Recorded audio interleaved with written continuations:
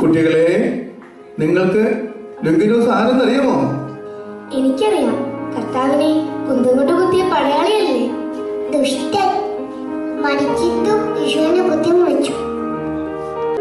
ശത്രുവിനെ പോലും സ്നേഹിക്കുന്ന ഈശോ അവനും സൗഖ്യത്തിന്റെ ഒരു സമ്മാനം നൽകി. അത് കേട്ടിട്ടുണ്ടോ നിങ്ങൾ? തീർച്ചയായും പറഞ്ഞുതരാം. നിങ്ങൾ നിശബ്ദരായിരിക്കുമോ? എങ്കിൽ നിങ്ങൾ അവിടെ പോയിരിക്കും. നമ്മുടെ കൂട്ടായ്മയുടെ PT മിനിസ്റ്ററി നിങ്ങൾക്കായി ആ കഥ പറഞ്ഞു തരും.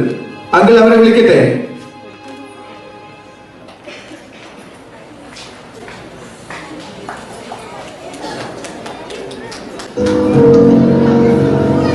സങ്കീർത്തന പുസ്തകം 34-ാം അധ്യായം 5-ാം തിരുവചനം ഇങ്ങനെ മൊഴിയുന്നു: അവിടുത്തെ നോക്കിയവർ പ്രകാശിതരായി, അവർ ലജ്ജിതരാവുകയില്ല.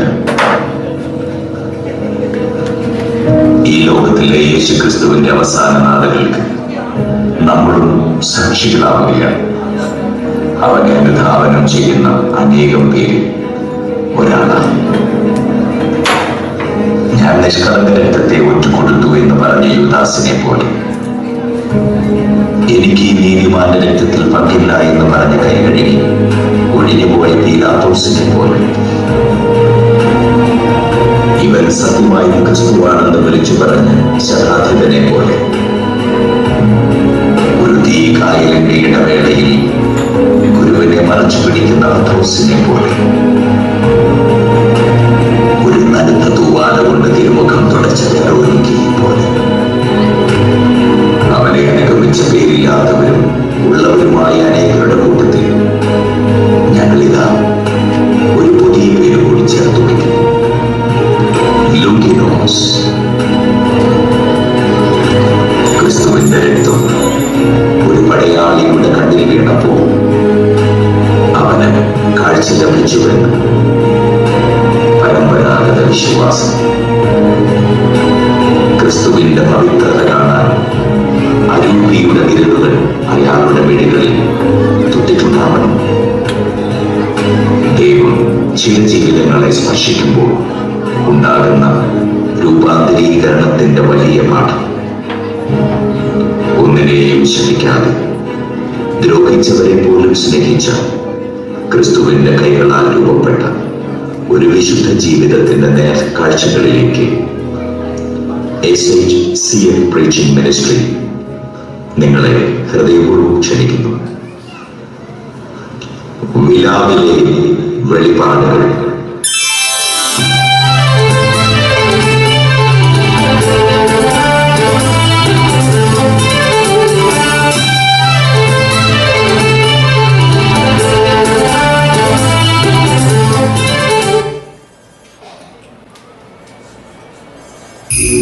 യഹൂദ പ്രമുഖരെ, ഞാൻ ഈ നസ്രായനിൽ ഒരു കുറ്റവും കാണുന്നില്ല. പെസഹാ നാളിൽ ഒരുവനെ സ്വതന്ത്രനാക്കുക പതിവാണല്ലോ. ആരെയാണ് ഞാൻ സ്വതന്ത്രനാക്കേണ്ടത്? നിഷ്കപടനായ യേശുവിനെയോ കൊള്ളക്കാരനായ ബറാബാസിനെയോ? അപ്പോൾ യഹൂദ രാജാവായ ഈ നസ്രായനെയോ? അവനെ ക്രൂശിക്കുക, അവനെ ക്രൂശിക്കുക. അല്ലയോ യഹൂദരെ, ഈ നിഷ്കളങ്ക രക്തത്തിൽ എനിക്ക് പങ്കില്ല.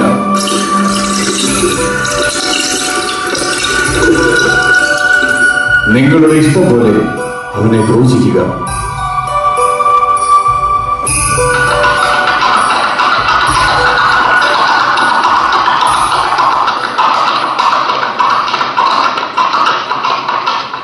അത് ശതാധിപൻ തിടുക്കത്തിൽ വരുന്നുണ്ടല്ലോ. ഒരുവനെ കൂടി ക്രൂശിക്കുവാനുള്ള ക്രമീകരണങ്ങൾ ചെയ്യുക. ആ നസ്രായനായ യഹൂദനെ കൂടി കള്ളന്മാരോടൊപ്പം വധിക്കുന്നത്. 2 കൈമരങ്ങൾ മലമുകളിൽ നാട്ടിക്കഴിഞ്ഞു. ഇനിയൊരെണ്ണം കൊണ്ടുപോകാൻ സമയമെവിടെ? കുരിശിനുള്ള തടി എവിടെ? നാട്ടിയ കുരിശുകൾക്ക് നടുവിൽ ഒന്നുകൂടി സ്ഥാപിക്കുക. പണിശാലയിൽ നിന്നും ആവശ്യമുള്ള തടിയെടുക്കുക. 3 കൈമരങ്ങൾ ആൽവരിയിൽ നാട്ടി. ഉത്തരവ് ഇന്നത്തെ വധശിക്ഷയ്ക്ക് ആരാണ് നേതൃത്വം നൽകുക? മറ്റാരാണ് ടീച്ചേഴ്സ്? ചെന്നായുടെ ശൗര്യവും കരിമ്പാറ പോലെ മനസ്സും ചെകുത്താന്റെ ചിന്തയുമായി ഒരുവരെയുള്ളൂ, ലുങ്കിനോസ്. അതെ, ഈ അരുങ്കൊലകൾ നടപ്പാക്കാൻ അവന് മാത്രമേ കഴിയുള്ളൂ. താനീ ലൂസിഫർ.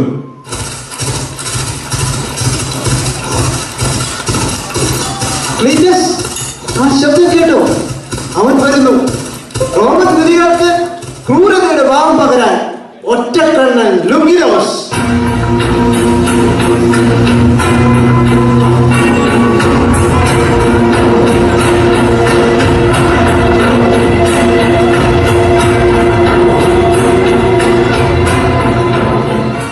ലോങ്കിനോസ്, ഇന്ന് നമുക്ക് 3 വിധികൾ നടപ്പാക്കേണ്ടതുണ്ട്.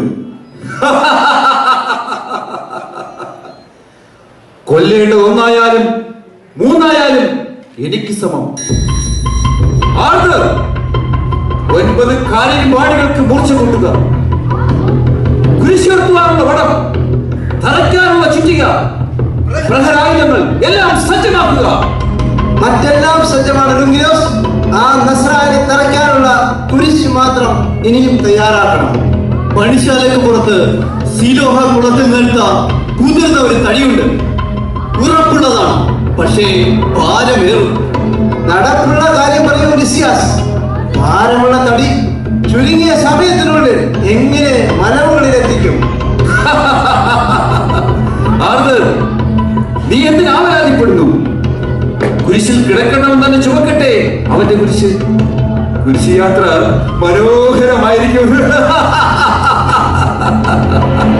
ഇന്നലെ രാത്രി മുഴുവൻ പ്രഹരമേറ്റ ആ ചതഞ്ഞ ശരീരം എങ്ങനെ ഈ ഭാരം ചുമക്കും?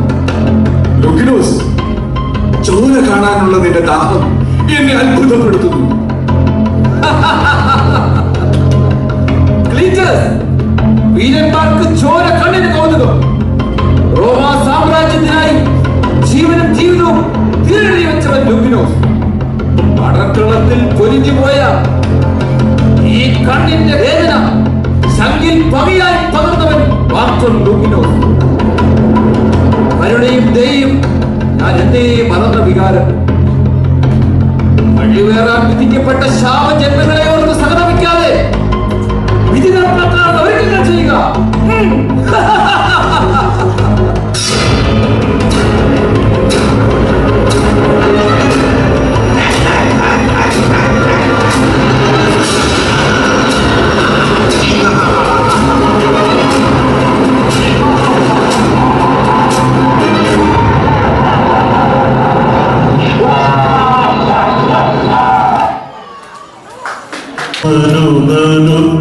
ൊരു തൂവാലത്തുണ്ടുമിൻ മുഖമൊന്നു വെള്ളി തുടയ്ക്ക. ഞാനൊരു ചുംബനമീടാം നാദ, ഞാനൊരു ചുംബനമീടാം നാദ. കുരിശുമരത്തി തോളിലേറ്റി ഞാൻ ഭാരത്തിൽ തെല്ലുന്നു താങ്ങ. കുരിശുമരത്തി തോളിലേറ്റി ഞാൻ ഭാരത്തിൽ തെല്ലുന്നു താങ്ങ.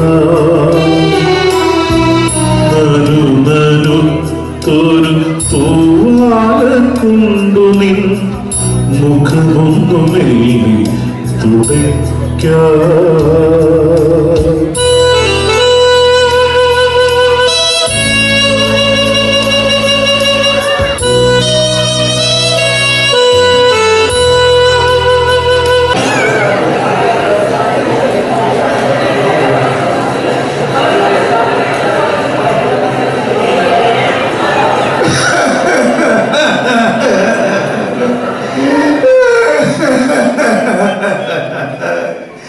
ഞാൻ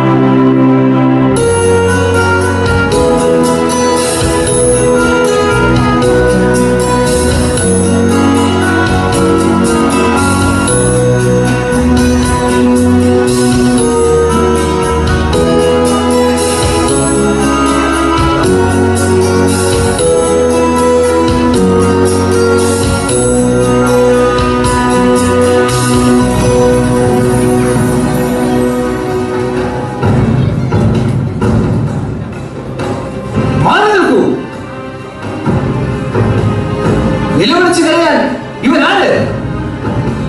ഇത്രത്തോളം ആരം ഉയർത്താൻ ആരാണിവൻ? മാറി നിൽക്കാൻ. മരണം ആസ്വദിക്കേണ്ടവർ മലയിലേക്ക് വരിക.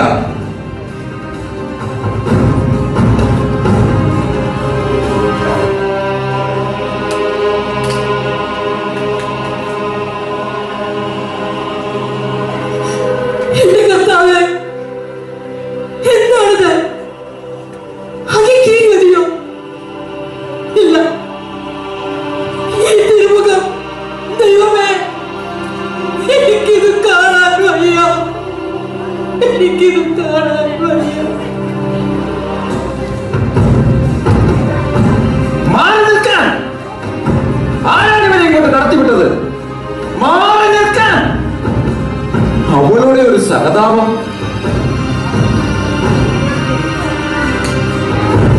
യേശുവാ, എനിക്കൊരു കണ്ണേയുള്ളൂ, എങ്കിലും എല്ലാം കാണാം. രണ്ട് കണ്ണുണ്ടായിട്ടും ദൈവപുത്രന് കാണാൻ കഴിയുന്നില്ലത്രേ. നടക്ക്.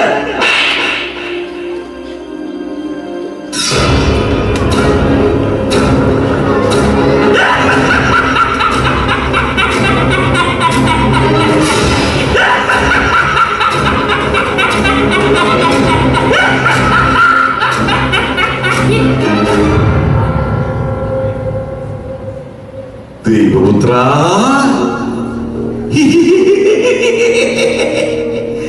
എവിടെ നിന്റെ പിതാവ്? ഈ വേദന അവൻ നിനക്ക് തന്നതല്ലേ? ഞാനോ നിന്റെ വിശപ്പറിഞ്ഞ് പരിഹാരം പറഞ്ഞവൻ. സ്വന്തം മകനേക്കാൾ മനുഷ്യരെ സ്നേഹിച്ച ഈ കൃതികൾക്ക് വേണ്ടി നിന്നെ കുരുതി കൊടുത്ത അവന്റെ ഇഷ്ടം ഉപേക്ഷിക്കൂ. നീ നീ ഈ സകലത്തിന്റെ കാസ എന്തിനു കുടിക്കുന്നു? യേശുവാ, ഈ ലോകത്തെ നിനക്ക് രക്ഷിക്കാനാവില്ല, അവർ എന്റേതാണ്. ഈ സഹനം നീ ഉപേക്ഷിക്കൂ. വരൂ എന്നോടൊപ്പം. നിന്നെ ഞാൻ ഇവരുടെ അധിപനാക്കാം, ലോകത്തിന്റെ രാജകുമാരനാക്കാം. വരിക വരിക വരിക.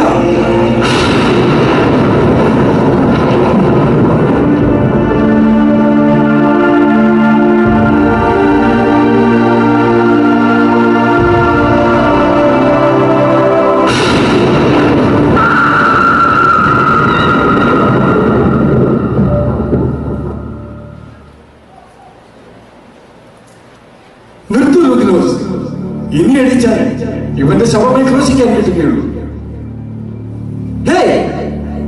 ഇവിടെ വരൂ. എന്താ നിന്റെ പേര്? ഞാൻ ശിവയം. എവിടെ നിന്ന് വരുന്നു? ഗൗരിയക്കാരനാണ്. പരദേശിയാണല്ലേ? യഹൂദരുടെ രാജാവ് സിംഹാസനമായി വീട് കിടക്കുന്നത് കണ്ടില്ലേ? അവനെ സഹായിക്കുക, അവനെ സഹായിക്കാൻ.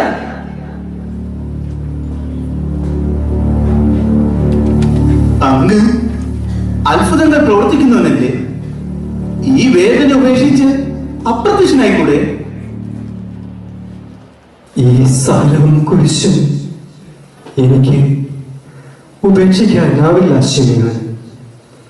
ലോകത്തിന്റെ മുഴുവനും പാപപരിഹാരത്തിനായി കാൽവരിയിൽ ഞാൻ ബലിയാകണം.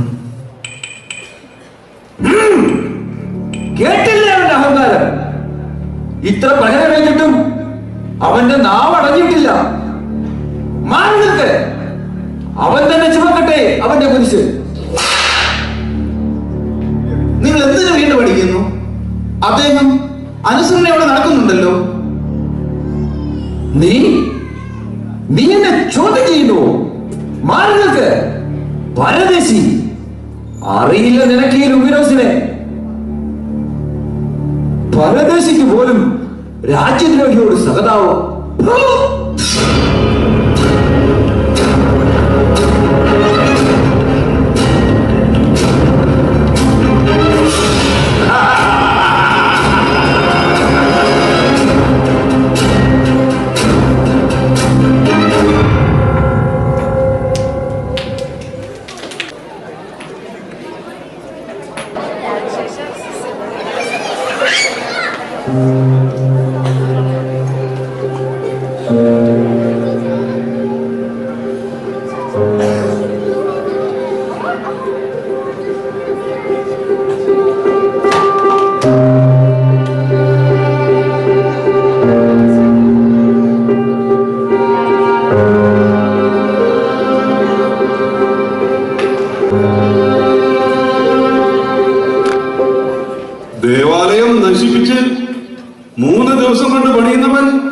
കിടക്കുന്ന കിടപ്പ് കണ്ടില്ലേ?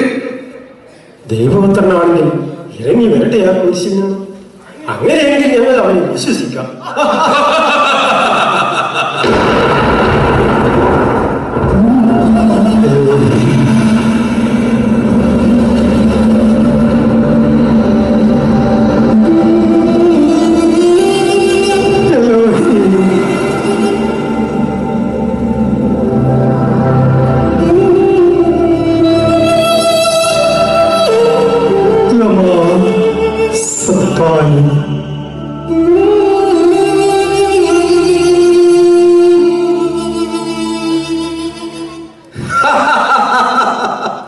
അവൻ ഏലിയായെ വിളിച്ച് കരയുന്നു. നീയല്ലേ പറഞ്ഞത് അവൻ ദൈവപുത്രനാണെന്ന്? വേണ്ട, ഒരു തുള്ളി വെള്ളം കൊടുക്കരുത്. ഏലിയ വന്ന് അവനെ രക്ഷിക്കുമോ എന്ന് നോക്കാം.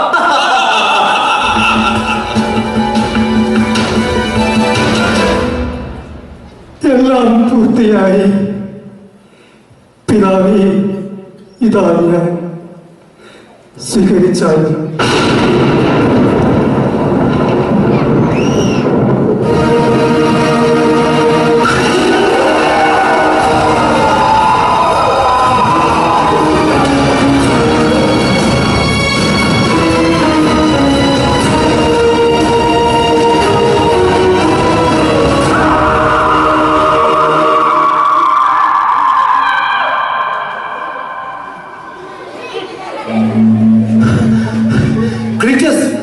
എന്താണ് ഇവിടെ സംഭവിച്ചത്? 6-ാം മണിക്കൂറിലും അന്ധകാരമോ? ഒരുപക്ഷേ ഇവൻ യഹൂദരുടെ ക്രിസ്തു ആയിരിക്കുമോ? അതായിരിക്കില്ല. ഇവൻ സത്യമായും ദൈവപുത്രനായിരുന്നു.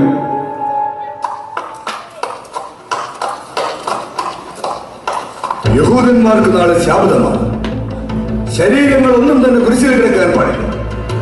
3-ന്റെയും കണങ്കാലുകൾ തകർത്തും മരണം ഉറപ്പുവരുത്തുക. 2 കള്ളന്മാരുടെയും ശരീരം ബെൽഹന്നാം താഴ്വരയിലേക്ക് വലിച്ചെറിയുക. ആ നസ്രായന്റെ ശവം അനുമതിക്കാരന് വിട്ടു നൽകുക. പക്ഷേ അടക്കുന്ന കല്ലറ മുദ്ര വച്ചിരിക്കണം. ഇവൻ മരിച്ചു കഴിഞ്ഞു? ഇല്ല, ഇല്ല ആർദർ, അവൻ മരിക്കില്ല. ഈ 2 കള്ളന്മാർ മരിച്ചു കഴിഞ്ഞാലും ഇവൻ മരിക്കില്ല. മരണത്തോളം അടിയേറ്റവനാണിവൻ. എന്നിട്ടും പിലാത്തോസിന്റെ മുമ്പിൽ വിധിക്കായി അവൻ നിവർന്നു നിന്നു. കീറിയ മുറിവിലൂടെയും തുളച്ചുകയറിയ മുള്ളുകളിലൂടെയും ഒഴുകിപ്പോയ ചോര അവനെ തളർത്തിയില്ല. തന്നേക്കാൾ ഭാരമുള്ള തടി ഇവിടെ വരെ ചുമന്നിട്ടും അവൻ മരിച്ചില്ല. ചരണങ്ങൾ ആണി കയറിയപ്പോഴും പതറാത്തവൻ. ഒടുവിൽ ദിക്കുകൾ പൊട്ടുമാർ ഉച്ചത്തിൽ ഏലോഹിയെ വിളിച്ചവൻ. അസാമാന്യ ജീവനമാണവൻ. അവന്റെ മരണം ഞാൻ ഉറപ്പിക്കാം. ചങ്ക് തുളച്ചാലേ അവൻ ഒടുങ്ങൂ. മാറി നിൽക്ക്.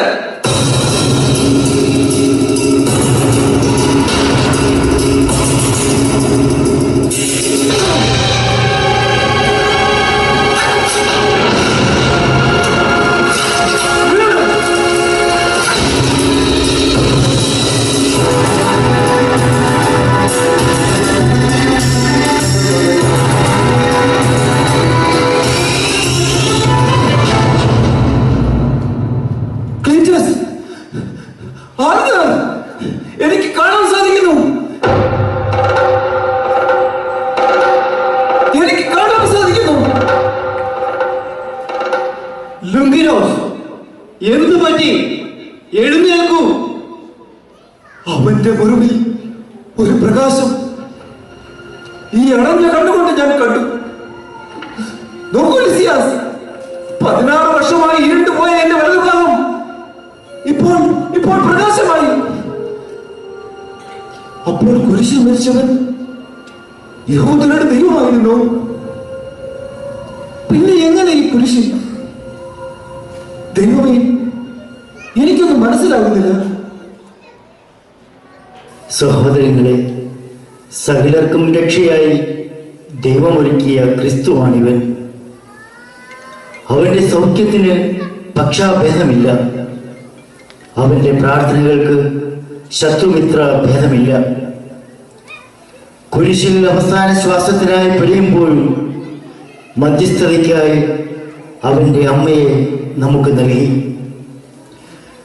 ലൂയിനോസ്, നീ അടിച്ച ഓരോ അടിയും പിതാവിനോടുള്ള പ്രാർത്ഥനയാക്കി മാറ്റിയവൻ. പ്രാണൻ പോയ ശരീരത്തിലും നിനക്കായി സൗഖ്യം കരുതി വെച്ചവനാണ് ക്രിസ്തു.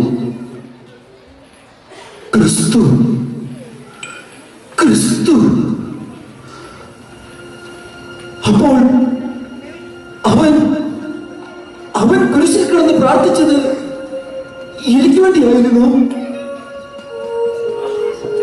ഈ കൈകൊണ്ട് തല്ലിച്ചവച്ചത് എന്റെ രക്ഷയായിരുന്നു.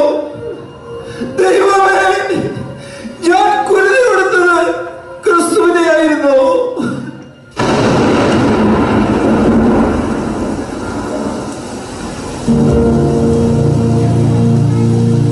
ലോഗിനോസ്, മകനെ, നിന്റെ ഈ കണ്ണീര് മുത്തോളം വിലമതിക്കുന്നു.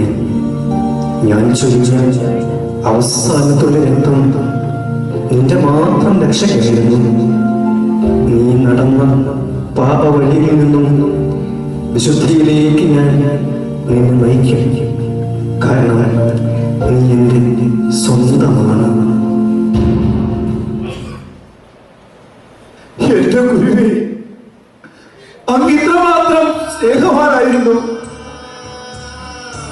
അങ്ങയെ ഏറ്റവും കൂടുതൽ ക്രൂരവും നിന്ദ്യവുമായി പീഡിപ്പിച്ച എന്നെയും ഇത്രമാത്രം സ്നേഹിക്കുന്നുവോ?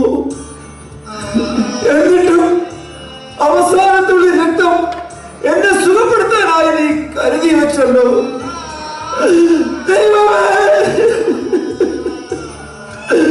ഒരിക്കൽ പോലും നിന്നെ ഞാൻ അറിഞ്ഞിട്ടില്ല. ദ്രോഹമല്ലാതെ മറ്റൊന്നും ഞാൻ ചെയ്തിട്ടില്ല. എങ്കിലും നീ എന്നെ തൊട്ടു. നീചനായ എന്നെ നീ സ്വന്തമാക്കി. കുരിശിൽ തൂങ്ങുന്നവൻ ശപിക്കപ്പെട്ടവൻ എന്നല്ലേ ന്യായപ്രമാണം? ലുങ്കിനോസ്, നീയും അത് തന്നെയല്ലേ വിശ്വസിക്കുന്നത്? പക്ഷേ ഈ കുരിശ് ഇന്നു മുതൽ വിശുദ്ധമാകുന്നു. അത് നിനക്ക് വേണ്ടി കൂടെയുമാണ് ലുങ്കിനോസ്. ഇതിന്റെ ചതുർഭുജങ്ങൾ ലോകത്തിന്റെ അതിർത്തിയോളം എത്തിക്കുവാൻ നിന്റെ കരങ്ങൾ എനിക്ക് വേണം. ഞാൻ എന്താണ് ചെയ്യുക? ക്രിസ്തുവിന്റെ കൈയാവുക, അവന്റെ കണ്ണാവുക. വിലാവിൽ നിന്നും ഒഴുകുന്ന വെളിപാടുകൾ കാൽവരിയിൽ നിന്നും ആരംഭിക്കട്ടെ. തലയോടിടത്തു നിന്നും പച്ചയായ പുൽത്തകിടിയിലേക്ക് അവിടുന്ന് നിന്നെ നയിക്കട്ടെ.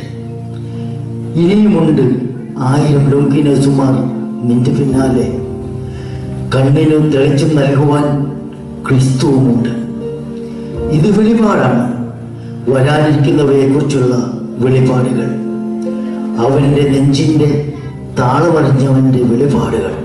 എന്റെ ദൈവമേ, വിശ്വാസത്തിന്റെ ചുംബനം കൊണ്ട് നിന്നെ ഞാൻ സ്വീകരിക്കുന്നു. എന്നെയും നിന്റെ ആത്മാവിനാൽ സ്നാനം ചെയ്താലും വിശുദ്ധിയിലേക്ക് വളരുവാൻ ഈ ബലഹീനന് നിന്റെ കൃപ നൽകിയാലും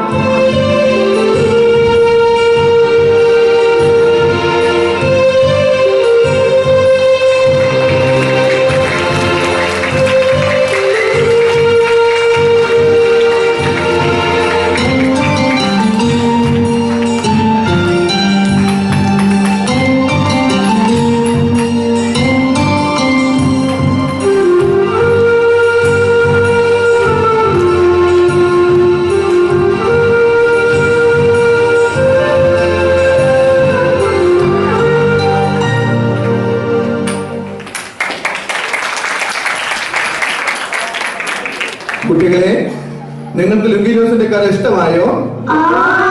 പിന്നീട് ലുങ്കിനോസിന് എന്ത് സംഭവിച്ചു? സൗഖ്യം ലഭിച്ചു ലുങ്കിനോസ്. പട്ടാള ജോലിയൊക്കെ ഉപേക്ഷിച്ച് കർത്താവിന് വേണ്ടി മാത്രമായി ജീവിക്കാൻ തുടങ്ങി. യഹൂദരും ഭരണാധികാരികളും ലുങ്കിനോസിനെ ഒത്തിരി ഉപദ്രവിച്ചു. ഒരിക്കൽ അവർ അവനെ സിംഹത്തിന് ഇട്ടുകൊടുത്തു. സിംഹം കടിച്ചു കീറിയെങ്കിലും പ്രഭാതത്തിൽ ദൈവം അവന് പൂർണ്ണ സൗഖ്യം നൽകി. എന്നിട്ടോ അസാമാന്യ ധൈര്യത്തോടെ ലുങ്കിനോസ് പിന്നെയും സുവിശേഷം പ്രസംഗിച്ചു. ഒടുവിൽ അവർ ലുങ്കിനോസിനെ ശിഷ്യരുടെ മുന്നിൽ വെച്ച് നിഷ്കരണം വധിച്ചു. കഷ്ടം തന്നെ. വിശുദ്ധിലേക്ക് എടുക്കപ്പെട്ട ലുങ്കിനോസ് പിന്നീട് അനേകർക്ക് പ്രത്യക്ഷപ്പെട്ടു. ഇന്നും സ്വർഗീയ മധ്യസ്ഥനായി വിശുദ്ധ ലുങ്കിനോസ് നമുക്ക് വേണ്ടി പ്രാർത്ഥിക്കുന്നു.